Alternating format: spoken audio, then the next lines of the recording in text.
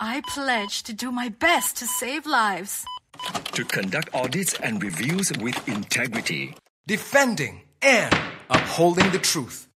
Whether you're a doctor, lawyer, accountant, or any other professional, you're not immune to costly, unfortunate events. It happens to the best of us. Protect your career with Chubb's Insurance for professionals, not just insured. Chubb Insured. Visit chubb.com/my. This is a download from BFM 89.9, the business station.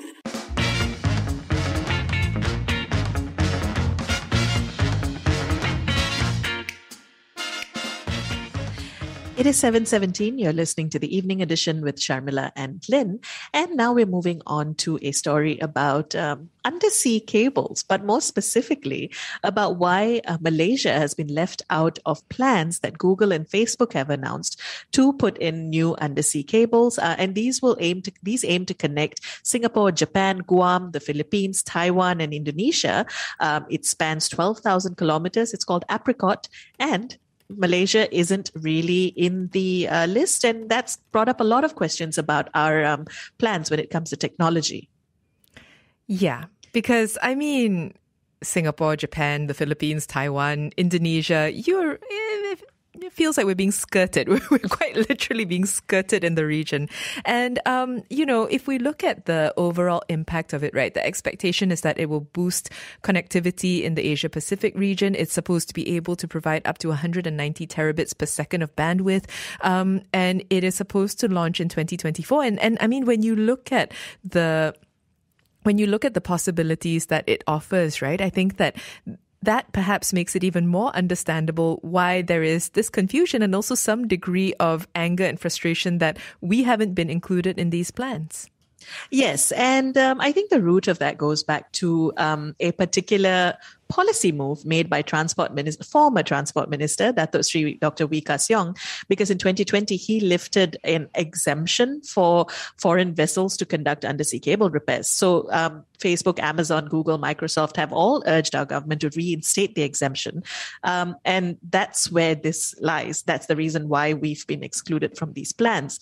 So we want to understand more what this means and how it might impact really internet connectivity within Malaysia. So we'd like to hear from you. What are your thoughts on this? You can call 77332900, WhatsApp 018-789-8899, tweet us at BFM Radio. We're now joined by CF Fong, CEO of cybersecurity, who is the CEO of cybersecurity consultant for LGMS. CF, thank you for being with us today. Hi, Sharmilla. Hi, Lynn. Could you give us an overview of this Apricot cable and its role when it comes to providing connectivity? As you mentioned earlier, Apricot is a new subsea cable that will boost the connectivity in the Asia-Pacific region. It is a 12,000 kilometers long submarine cable that will connect Japan, Taiwan, Guam, the Philippines, Indonesia, and Singapore, except Malaysia. So it's expected to launch in the year of 2024. The cable will provide initial design capacity of more than close to 200 Tbps, which is huge. It's because to meet the rising data demand in the region. So as you know, Asia Pacific is an ever-growing region. So the new cable will help to meet the growing demand for the bandwidth in the entire region. So in fact, when we just look at these cables, right, undersea cables, we should also know that this construction of these cable systems actually also facilitate the build of world-class data centers and exchanges in the region. So we are not just looking at the cable system by itself. Now we should be looking at any other auxiliary constructions and building aside from the cable. So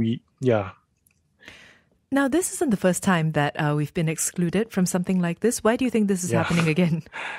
Yeah, we miss out Echo, we miss out Bifrost, and by the way, these are the names of the submarine cable system. They are not names of pet, by the way. So we miss out two major cables that connect Singapore, Indonesia, and North Korea. Again, Malaysia has missed out. In my personal view, I think why we get exempted is primarily because of our political climate in the country, which covers, the political climate which covers the stability of our government, our national policies, and our government's attitude towards foreign trade and investments. So I think Sharmilla just now brought up a very interesting policy. Yeah, I think particularly also because of that policy, I believe. So, in regard to that policy, the lifting of that cabotage exemption, could you briefly walk us through why that might have been lifted? Yeah, before that, maybe I can explain what is about the cabotage system, right? Cabotage law. With the cabotage policies in place, right, any undersea cable repair work normally will take up to 27 days due to the processes involved, the paperwork and all that.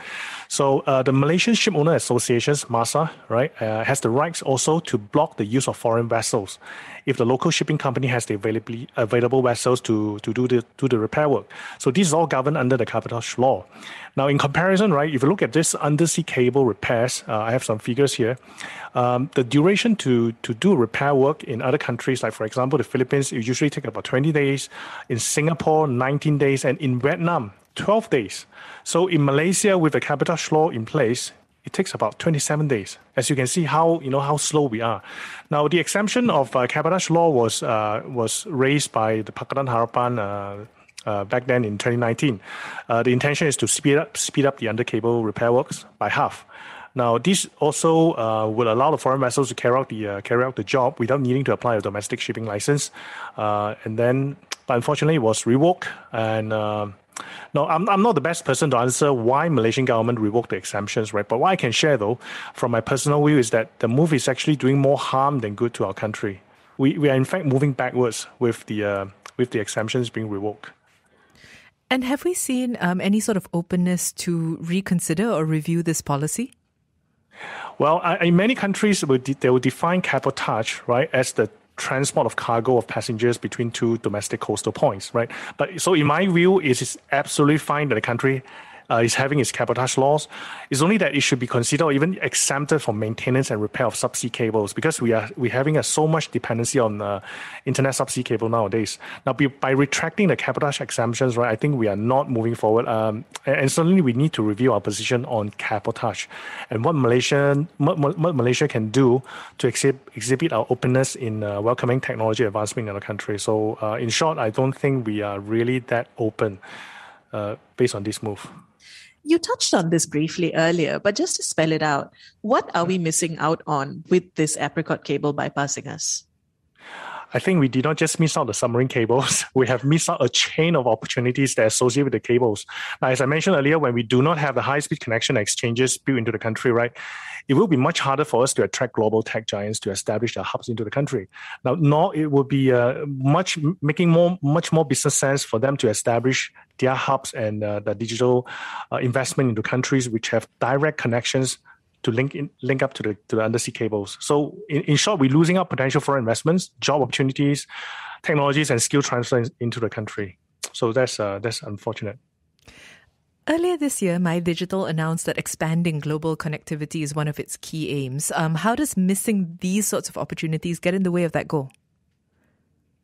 I think that's what I think we're really missing out a lot, not just the cable system itself. Right? If you look at it deeper, right, there's a lot of things that are missing out. We're missing out foreign investments, job opportunities, and I think this impact will not be apparent immediately. But in the next 3 to 5 years, when we have the maturity of 5G coming into the country, and then the impact, the impact of losing out will be much more apparent. Has the ship sailed for us? Is there a possibility for Malaysia to renegotiate to be included in this plan? Well, I'm not sure, but what I know for sure is this. If we want to negotiate to achieve mutual benefits for ourselves, the country, and the tech giants, right, we have to review our policies and do a reality check. We can, if we want to fulfill our digitalization stream, right, we have to really ask ourselves, are we attractive enough to attract the global tech giants to come to work with us, right? If we are so close and having such a protective mentality, right, it's very hard for us to grow. CF, thanks for speaking with us today. Thank you so much. That was CF Fong, CEO and cybersecurity consultant for LGMS, speaking to us about really our exclusion from the undersea cable plan that is about to roll out from Facebook and Google, and talking about the larger ramifications of that. Keep your thoughts coming. You can WhatsApp us 018-789-8899. Tweet us at BFM Radio. And coming up after this on Popcorn Culture, a change of pace. We'll be looking at actors and acting styles. So send your favorites our way and stay tuned for that. That's coming up after the 7:30 news. Keep it here on the evening edition, BFM 89.9. Thank you for listening to this podcast. To find more great interviews, go to bfm.my, BFM 89.9, the business station.